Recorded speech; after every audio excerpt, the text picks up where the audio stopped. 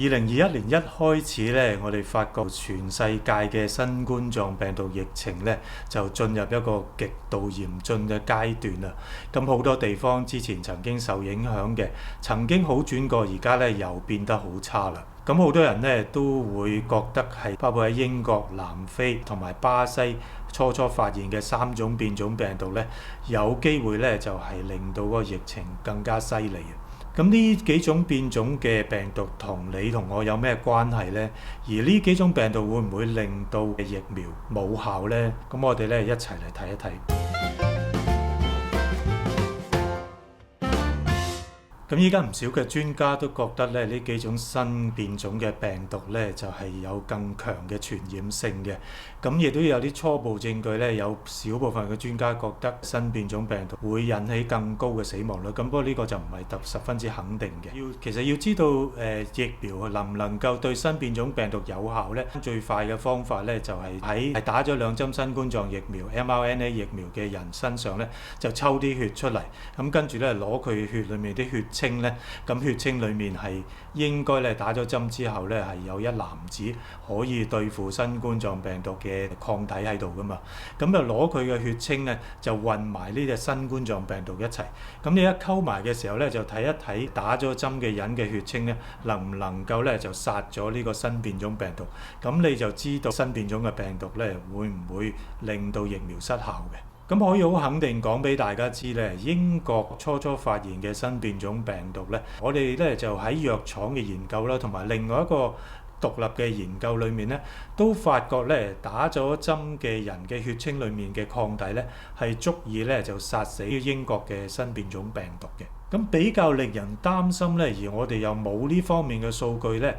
就係巴西同埋南非呢2隻新變種病毒啦。最令人擔心嘅咧，就係因為有一啲初步嘅報告出咗嚟，當我哋用一啲我哋叫康復期血漿啊，叫 convalescent plasma， 即係話咧攞一啲感染咗新冠狀病毒嘅人抽咗啲血出嚟，用呢啲好翻嘅人嘅血漿，佢嘅血漿理論上應該係有抗體可以對付呢個新冠狀病毒噶嘛。咁我哋攞咗44個呢啲人嘅血漿混埋南非嗰隻嘅新冠狀病毒變種一齊，個結果咧就係好翻嘅人嘅康復期血清裏面咧有一半咧，即係有21個咧係唔能夠殺死呢個南非新變種病毒嘅，佢另外一半咧係可以殺死到。如果嗰個人咧就當初新冠狀病毒病情係比較嚴重嘅話咧，咁佢嘅血清咧就比較能夠殺死呢個南非嘅新冠狀病毒嘅，而嗰啲病情輕微嘅人，佢嘅血清咧就比較難咧控制呢個南非嘅新變種病毒嘅。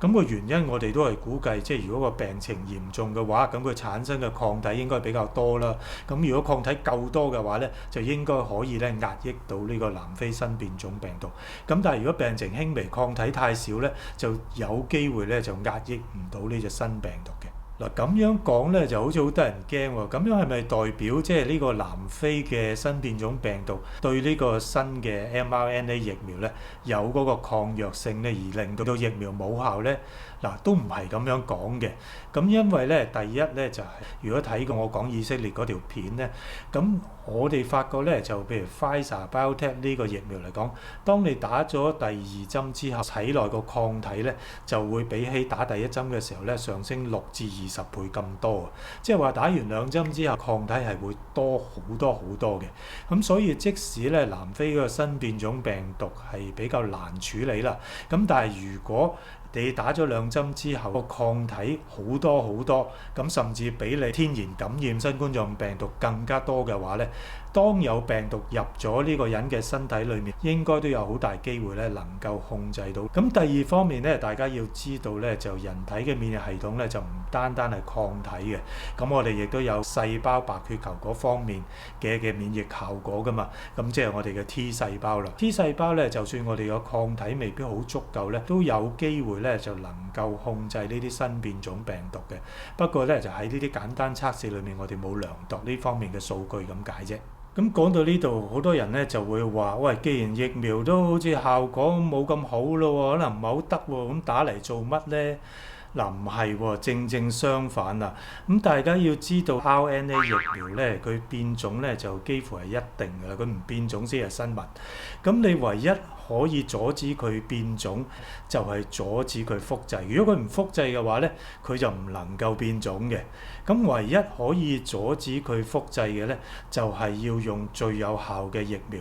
喺最短時間之內，咁為最多嘅人施打。多數嘅人都已經有嗰個免疫能力，病毒唔再能夠感染大量嘅人喺佢哋體內複製嘅話咧，咁就唔會產生一啲好麻煩、好危險嘅新變種出嚟㗎啦。咁倒翻轉嚟講，如果疫苗施打嘅情況唔理想，好少人打，或者咧打得好慢嘅話咧，咁樣嘅話就俾咗病毒咧一個喘息嘅機會，就會係隨住時間過去咧，產生一啲我哋最唔想見到好麻煩嘅新變種病毒出嚟。咁個原理咧就係話，如果有個腫瘤嘅話咧，咁我哋咧一定要盡快一次過咧就將佢割晒嘅。咁如果我哋拖好耐先至去做手術，每一次割嘅時候就割少少，割唔晒，咁佢翻發嘅機會就會好高，咁個後果咧就非常之差㗎啦。咁無論點都好咧，我建議大家呢一兩個星期咧就要留意最新嘅研究報告，就係睇一睇疫苗咧對呢個南非同埋巴西嘅新變種病毒咧個效果咧仲能夠維持到。萬一真係新變種病毒呢個南非種同埋呢個巴西嗰種咧，對 mRNA 疫苗係有抗藥性的話咧，咁樣就意味咧我哋要再做一批新嘅疫苗出嚟。呢啲疫苗咧就好似流感針咁啦，即係有幾價嘅，一支疫針裡面咧有2種甚至3種嘅 mRNA 去對付唔同嘅新變種病毒嘅。咁而家世界咁樣產能啊、人力啊各樣都係受到阻礙嘅情況之下咧，如果真係發生，恐怕咧將會係一場大災難。